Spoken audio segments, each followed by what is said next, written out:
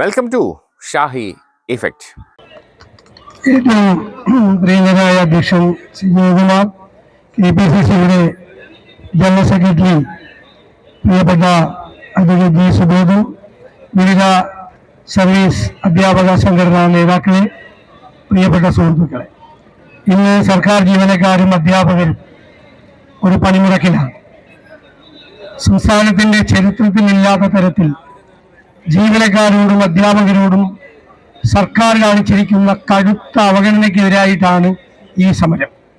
കേരളത്തിന്റെ, ഞങ്ങൾ ഇന്ന് നിയമസഭയിൽ പറഞ്ഞു, കേരളത്തിന്റെ സർവീസ് ചരിത്രത്തിൽ ഈ സംസ്ഥാനം ഉണ്ടായതിനു ശേഷം ജീവനക്കാരോടും അധ്യാപകരോടും ഇതുപോലെ ക്രൂരമായി പെരുമാറിയ ഒരു സർക്കാരില്ല. നമുക്കറിയാം, 19% DA ഉൾപ്പെടെ, DA കുടിശ്ശിക ഉൾപ്പെടെ, ലീവ് സറണ്ടർ ഉൾപ്പെടെ, ശമ്പള പരിഷ്കരണ കുടിശ്ശിക ഉൾപ്പെടെ 65,000 കോടി രൂപയാണ് അധ്യാപകർക്കും ജീവനക്കാർക്കും കൂടി സർക്കാർ കൊടുക്കാനുള്ളത്. 65,000 കോടി രൂപ.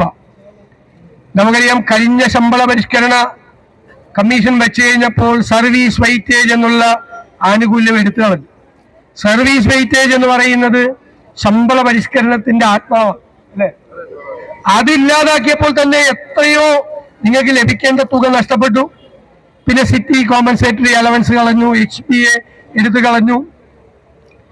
നമ്മൾ 2001 കേരളം കണ്ട ഏറ്റവും വലിയ സാമ്പത്തിക പ്രതിസന്ധിയുടെ സമയത്താണ് ആന്റണി ഗവൺമെന്റ് അധികാരത്തിൽ വരുന്നത്. അന്ന് 20 ദിവസത്തെ ലീവ് സറണ്ടർ കുറച്ച് ദിവസത്തേക്ക് പിടിച്ചു വെച്ചപ്പോൾ 32 ദിവസമാണ് നമ്മൾ ഉൾപ്പെടെ എല്ലാവരും ചേർന്ന് സമരം നടത്തിയത്. ഇപ്പം 30 ലീവ് സറണ്ടർ 5 കൊല്ലമായി പിടിച്ചു വച്ചിരിക്കുക. എവിടെ പോയി ഈ വിദൂഷകന്മാർ? ഈ സർക്കാർ വിലാസം സംഘടനകൾ എവിടെ പോയി? അവര് മറ്റേ ഞാൻ ഇന്നാള് പറഞ്ഞതുപോലെ മന്നവേന്ദ്ര വിളങ്ങുന്നു നിൻമുഖം ചന്ദ്രനെ പോലെ എന്ന് പാടിയ പഴയ രാജകൊട്ടാരത്തിലെ വിദൂഷകന്മാരുടെ റോളിലാണ്. കവിത എഴുതി പിണറായി വിജയൻ കാരണഭൂതനാണ്, ഫിനിക്സ് പക്ഷിയാണ് എന്ന് എഴുതിക്കൊണ്ടിരിക്കുക. ഇവരെയെല്ലാം ആ സംഘടനയിൽപ്പെട്ടവർ തന്നെ ചവിട്ടി പുറത്താക്കും, ഒരു സംശയം വേണ്ട. അവസാനം ജീവനക്കാർ, ഞാൻ നിയമസഭയിൽ പറഞ്ഞു, നിങ്ങൾ ഇതിന്റെ അകത്തൊന്നും വീഴരുത് മുഖ്യമന്ത്രിയോട്.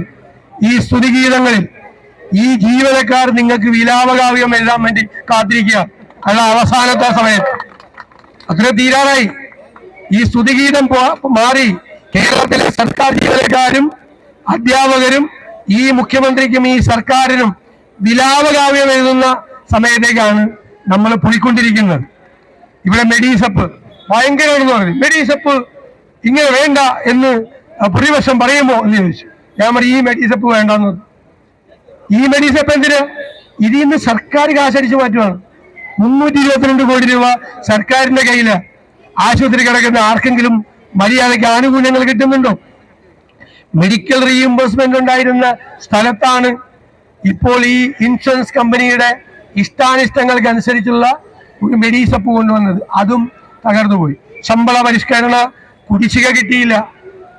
ഇപ്പോ പുതിയ ശമ്പള കമ്മീഷൻ വന്ന് അതിന്റെ ആനുകൂല്യങ്ങൾ വിതരണം ചെയ്യേണ്ട സമയമായി.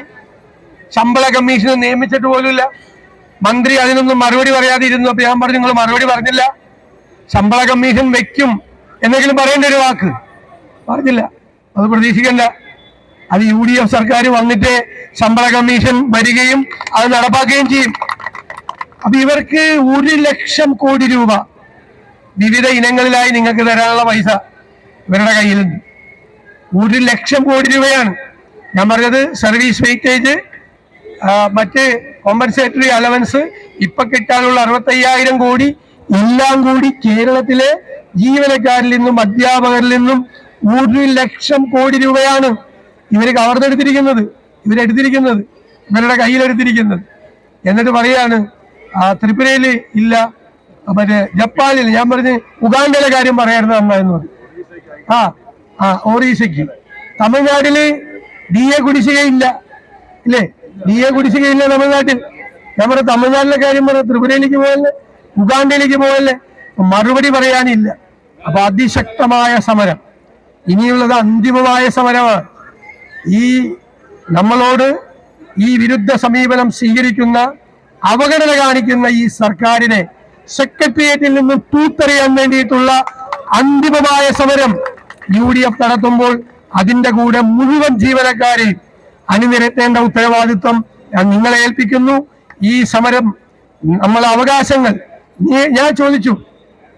കഴിഞ്ഞ 2 കൊല്ലത്തിനിടയിൽ 200-നും 300-നും ശതമാനത്തിനിടയിലെ വില വർധനവ്.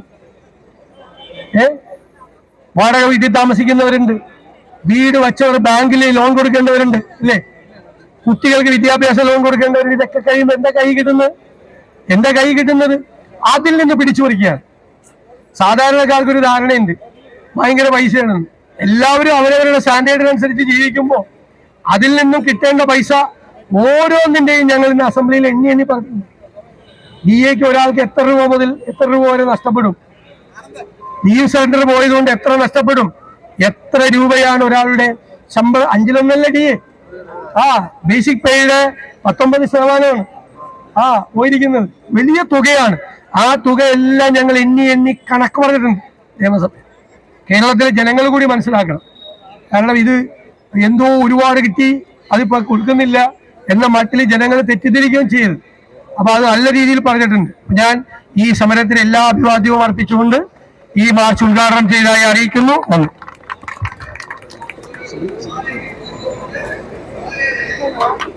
പ്രതിപക്ഷ നേതാവ് ശ്രീ VD സതീശൻ അവർ ആത്മവിശ്വാസം വർദ്ധിപ്പിക്കുന്ന വാക്കുകളാണ് ഇവിടെ പറഞ്ഞത്. നന്ദി അറിയിക്കുന്നു.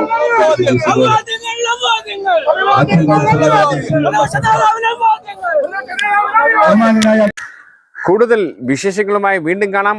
അതുവരെ ഏവർക്കും നന്ദി, നമസ്കാരം.